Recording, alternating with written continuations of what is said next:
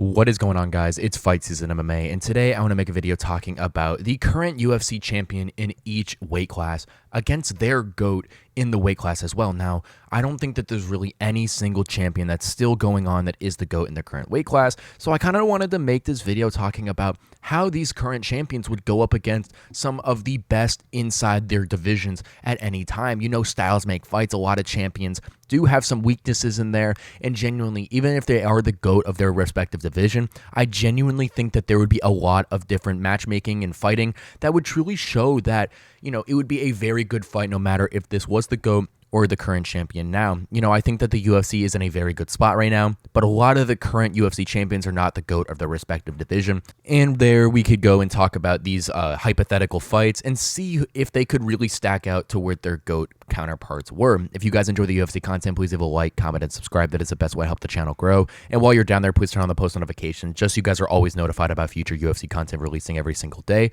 But without further ado, let's talk about these hypothetical fights. UFC champion now versus the UFC GOAT in each respective division. So, starting in the UFC flyweight division, the current UFC flyweight champion is Alexandre Pantoja, and the UFC flyweight GOAT, in my opinion, is Demetrious Johnson. And how would a fight between these two individuals go? Pantoja's got great Brazilian jiu-jitsu, a really good striker, and an amazing chin. I really do think that Alexandre Pantoja's chin might be the best inside UFC history, considering that Holloway and Chito Vera have gotten knocked out recently. But Demetrious Johnson is maybe one of the most technical, skilled fighters in UFC history. He is genuinely that amazing, and that's why I do think that Demetrious Johnson would be able to win this fight by second round or third round submission. You know, I really go out there and I look at how technical Demetrious Johnson is, the way he's put fighters out, and the way that everyone underappreciated his skills inside the organization is something that you really cannot overlook. Johnson has so many different ways to go in there and win. Whether he was fighting for the championship or fighting at 125, you know, he was this guy who was going out there and finishing all the opponents that you put in front of him, and his strength of schedule possibly was one of the toughest strength of schedule in UFC history. He didn't dodge any single person, and he went out there and beat all of them. Yes, Pantoja is an incredible fighter. I think Pantoja is incredibly underrated inside the organization, but genuinely, when you look at the greats inside the UFC, inside of UFC history, Demetrious Johnson is on the Mount Rushmore of the best UFC fighters ever, and that's why I think Demetrious Johnson would go out there and smoke Alexandre Pantoja.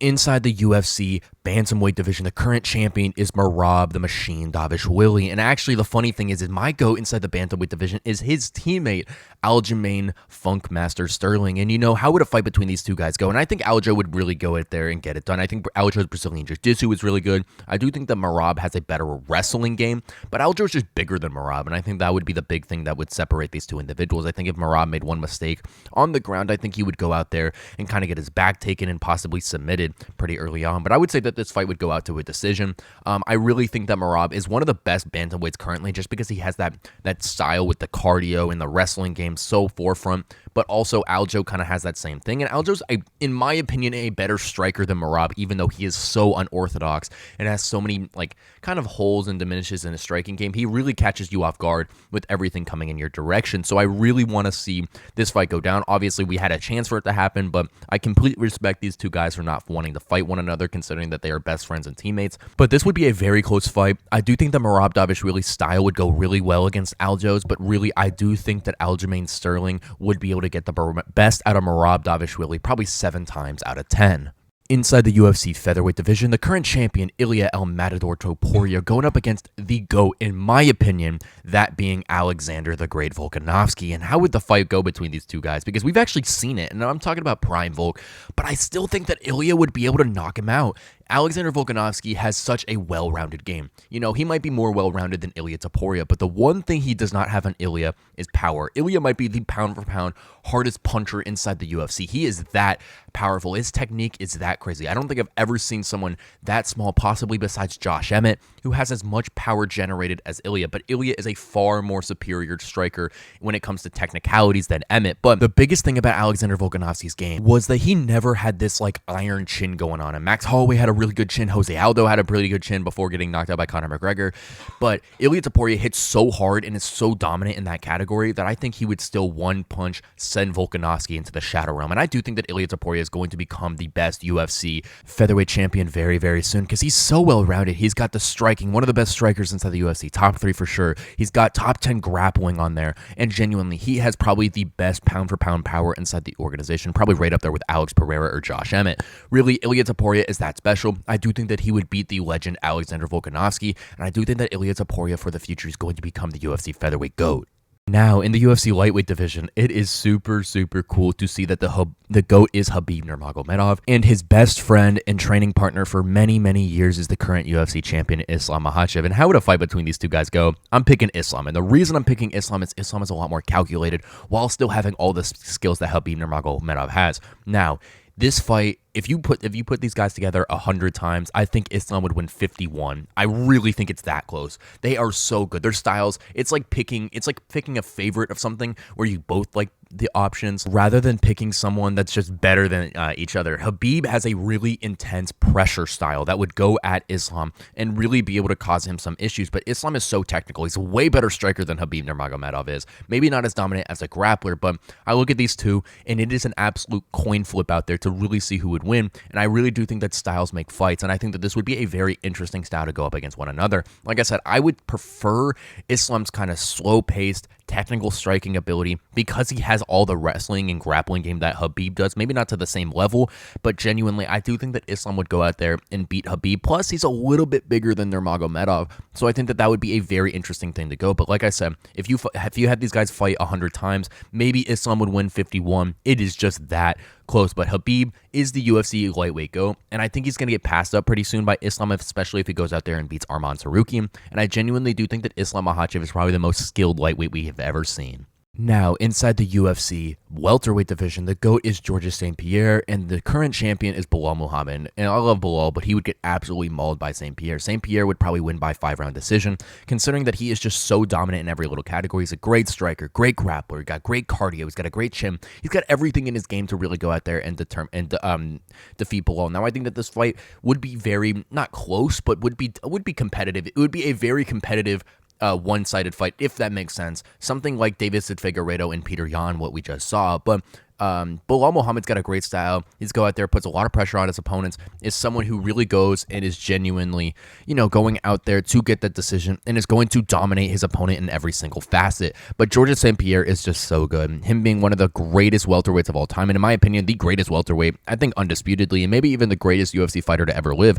I think that this would be an absolute mismatch by Belal, but I think his style is good enough. I think he's a good enough wrestler. He's got a little bit of a striking game upon him, but I do think that he would go out there and be able to not get absolutely swamped by Georges St-Pierre, but I do think it would still be a one-sided fight.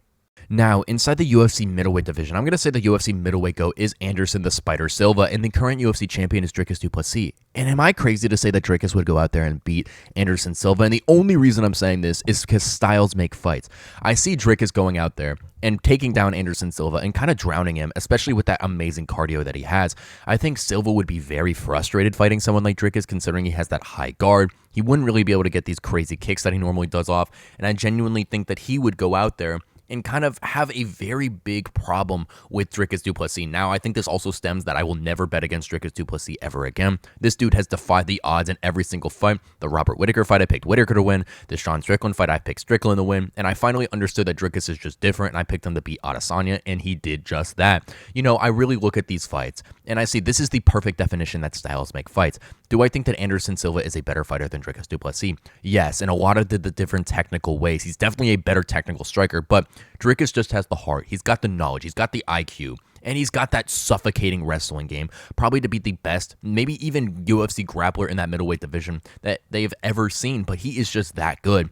And I think he would go out there and kind of swarm Anderson Silva and possibly get a decision victory just because he was able to control the different positions so dominantly. And I really do think that Dricus Du Plessis would go out there and beat Anderson Silva. Now, I still think Silva's going to be the middleweight GOAT after it's all said and done with Dricus, but like I said, styles make fights. I think Dricus' style would go and translate very well against Anderson Silva.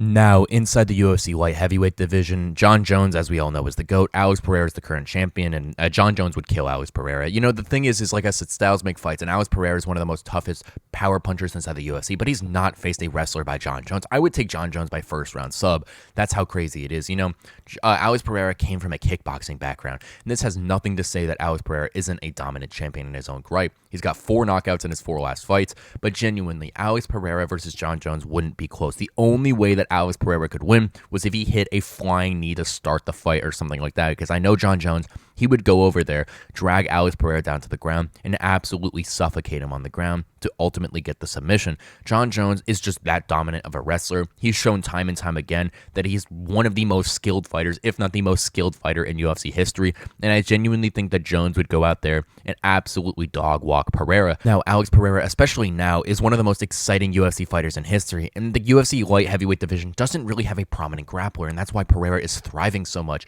But once you start getting guys like Jon Jones back to fight Pereira, it's just going to be a one-sided affair to where they're going to go and drown Alex Pereira constantly, and this is going to be something that is absolutely almost impossible for Alex Pereira to overcome, considering that he hasn't had the long-term knowledge and coaching in the grappling department.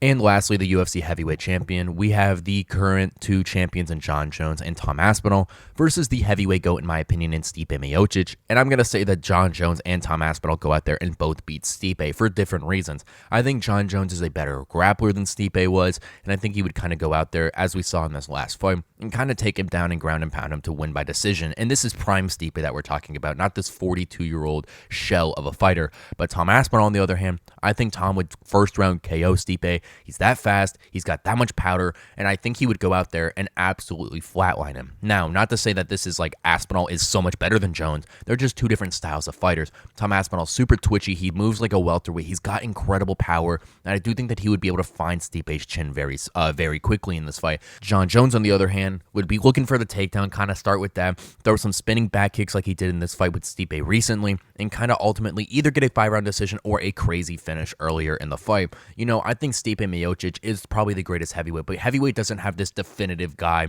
who is the greatest of all time. I know DC was considered a great up there. We have Tom Aspinall coming up, and he's probably going to become the UFC greatest heavyweight, in my opinion. Jon Jones is already on his way to becoming the greatest heavyweight if he keeps fighting and fights Aspinall in this division. But genuinely, the heavyweights, currently the disputed champion and the interim champion, would go out there and both smoke Stipe Miocic because they are just so dominant in their respective categories. Thank you guys so much for watching this episode of Fight Season MMA, and please let me know in the comment section which fight of all of these would you like to see the most. I think a fight between Alexandre Pantoja and Demetrius Johnson would be an incredible fight considering how dominant both of these guys have been in their respective division. Also, seeing a fight between Islam and Khabib would be one of the greatest fights in UFC history, and even something as simple as Anderson Silva versus Vs Du Plessis I think would be an incredible fight. Ultimately, these are just dream matchups to be made, just some hypothetical situations, but I think that the UFC is in a very good spot now with its champions. We have a couple guys going out there, in my opinion, beating the GOATs and doing it in their respective ways and everything like that. But genuinely, the UFC is such an amazing organization for the simple reason that upsets happen all the time. And just because someone is the GOAT of their respective division doesn't mean they couldn't lose in any category. Like I said, Adesanya, one of the best middleweights of all time, got absolutely clocked by Sean Strickland. And that was something that no one else expected, but that's the way the game goes. So just to say that this would be the dominant way that Georges St-Pierre would go in there and beat Belal Muhammad, yes, that's a good guess or estimate, but Belal 100% has a chance to win. These guys are the greatest fighters in their respective divisions currently and of all time, and I genuinely think that means that any chance they get, they will capitalize and possibly go for the win. Thank you guys so much for watching this episode of Fight Season MMA. Please leave a like, comment, and subscribe if you guys enjoy the UFC content, and while you're down there, please turn on the post notifications just so you guys are always notified about future UFC content as it releases every single day. Thank you guys so much for watching, and I will catch you guys very soon with more UFC content and news.